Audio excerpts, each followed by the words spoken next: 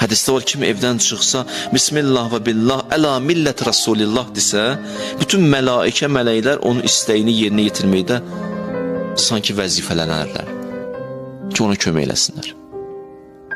Görürsən, bu zikr səndə bu aləmi hərəkətə gətirir. Sanki bu aləmin batində komanda verirsən. Hamı deyir, nəsə bir nəfər bizə işi düşdü. Bütün bir dənə güc, qüdrət arxonda gəlir. Lillahi cunudus səmavatı vəl ard. Zaten bütün aləm onun qoşunudur. Sanki bütün mələkut çevrilir sənin arxonda dayanıb. Adam özünü zəif hiss edir. İnsan bunu bir müddətdən sonra görməyə başlayır, deyir. Duymağa başlayır bunu. Ona görə dağdır, dağ. Baxın Peyğəmbərlərin söhbətinə, deyir, bütün gücünüzü qoyun ortaya, narahat deyilik. Bu sözü necə demək olar ki?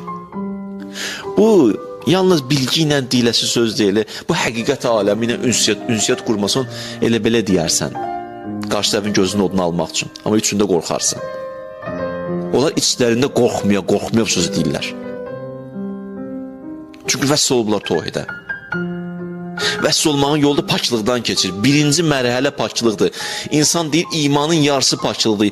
Elə ki, yarısında sən addım pakladın özünü, ikinci yarısı ilahi adlarla Allah sənin vücudunu təcəlli eləməyə başlayır. Allahın adları bir-bir təcəlli edir.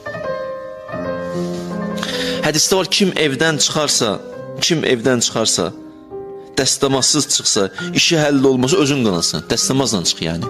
Yəni bu dəstəmazın təsiri var aləmə. Sən elə belə baxsan dəstəmazsa, yox elə belə deyil. Xırda məsələ deyil.